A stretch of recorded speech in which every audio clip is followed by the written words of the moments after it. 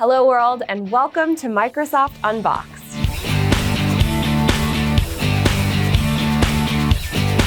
I'm one of your hosts, Colleen O'Brien, and I'm joined by my friend and colleague, Sonia Dara. Hello. Each week, we're telling stories of Microsoft technology, as well as the people behind that technology. And our theme for this week's show is World Humanitarian Day.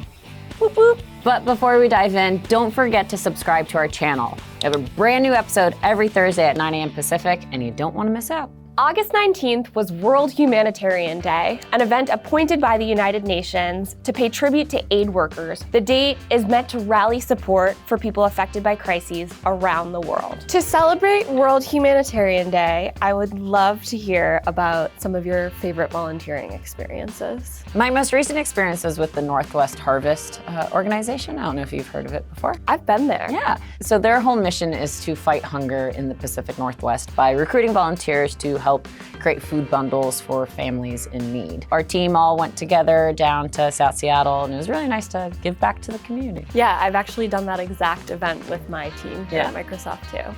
Another really interesting volunteer project that I've worked on is Missing Maps. Oh yeah. Powered by Bing Maps. Yep. So Microsoft has partnered with the American Red Cross in order to help identify some of the areas of the world that might not be properly mapped. Places that might get hit by a natural disaster don't necessarily have the maps that they need for teams coming into support to navigate the terrain. So Missing Maps recruits volunteers to look at GPS footage of a location and to identify areas that we don't have enough information about, but might become incredibly important in the case of a natural disaster. It seems really useful, Missing Maps. Like, I remember hearing about that project. So these are just two examples of volunteer projects that we've worked on with our teams. Yeah. But of course, Microsoft is incredibly invested in this area. In previous episodes, we've talked about AI for humanitarian action, which leverages AI to support disaster recovery, address the needs of children, protect displaced people, and promote human rights. The program is running over a 5-year period and will support nonprofits and humanitarian organizations around the world through financial grants,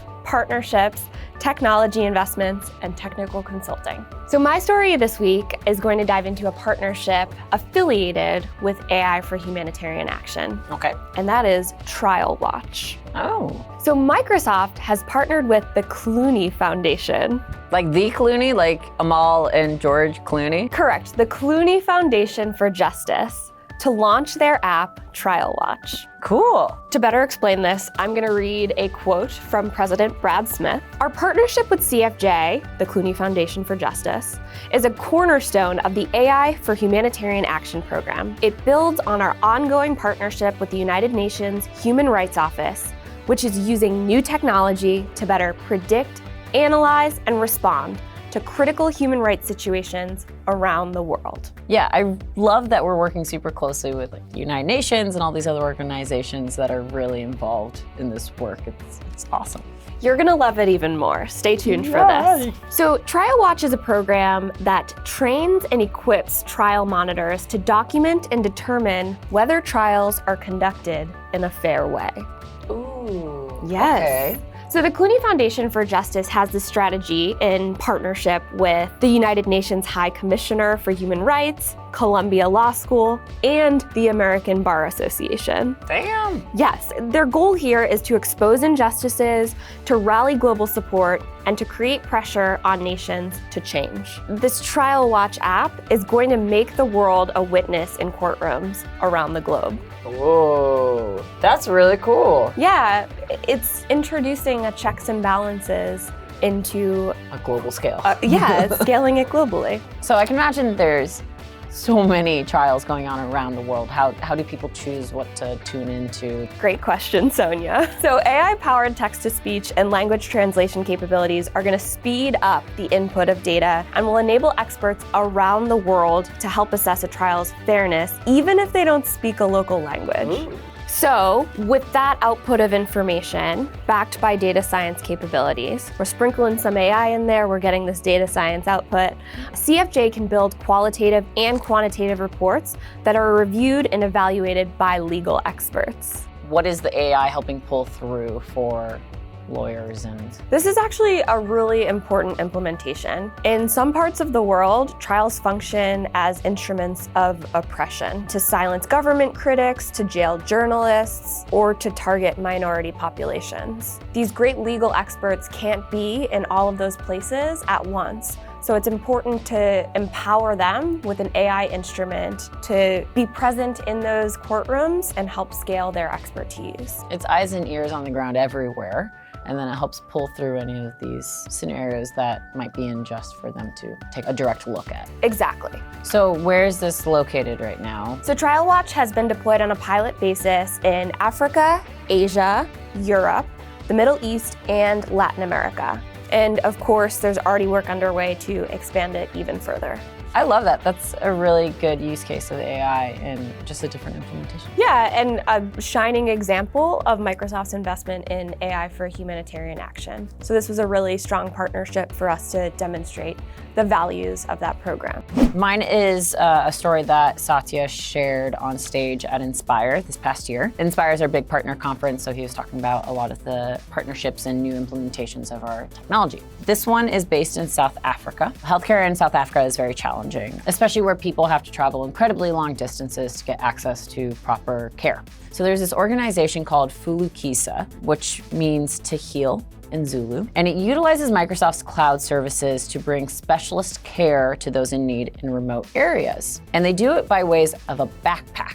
So they built these cloud-enabled backpacks that can help screen and test for 10 of the most common diseases in the area. So HIV, tuberculosis, diabetes, and heart disease. Since South Africa has some of the highest mortality rates in the world, providing these healthcare screenings can really help, especially pregnant women and anyone who might be at risk. So it's incredibly vital. It's like a lab in a backpack is what you're telling me. Exactly. So instead of people having to go to these healthcare facilities to go get these screenings and try to do any form of preventative care, it's actually helping make it easier by bringing it to the community. Health workers will go to someone's house with these cloud-based backpacks. They'll run these tests and they'll upload the data into a MySQL database in Azure.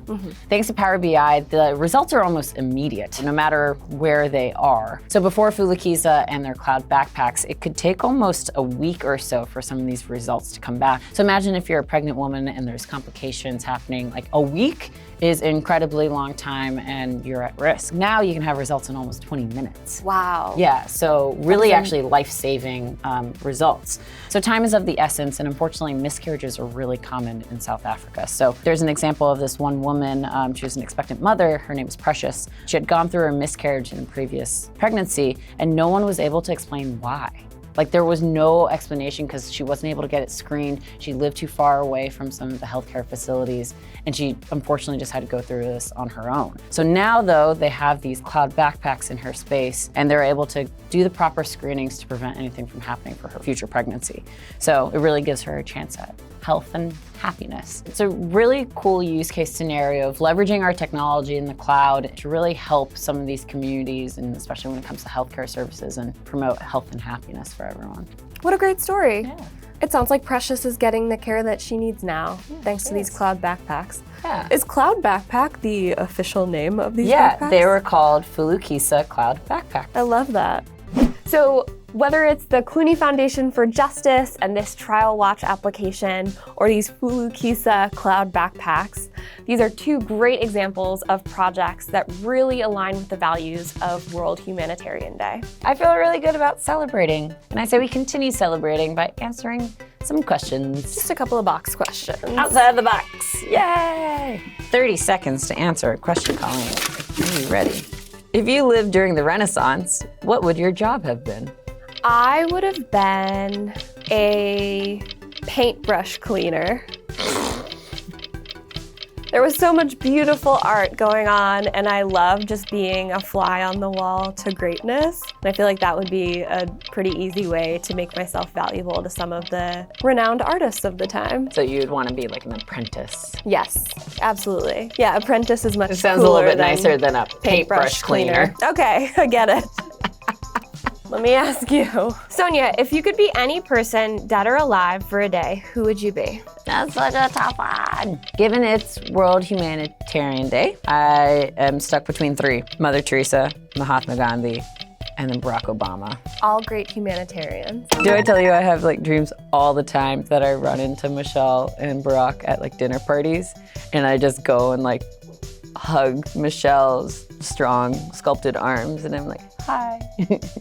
It's such a It's a very nice dream. What a great sense of security I know. in Michelle's arms. Well, you didn't answer the question, but we have to move on. If you have a question to submit to the box, please feel free to comment right below the video and we'll be sure to get it in for a future episode. And while you're down there, don't forget to subscribe to our channel. We have a fresh new episode every Thursday at 9 a.m. and you don't want to miss out. And if you would like even more content from Sonia and me, please subscribe to our podcast, Women in Business and Technology. You can find all of the information and links to your favorite podcasting app at wibt.com. We're also very active on Instagram and Twitter, so make sure to follow us on those channels. And that's going to wrap it for the week. Thanks for tuning in. Happy World Humanitarian Day. Go out and do some good.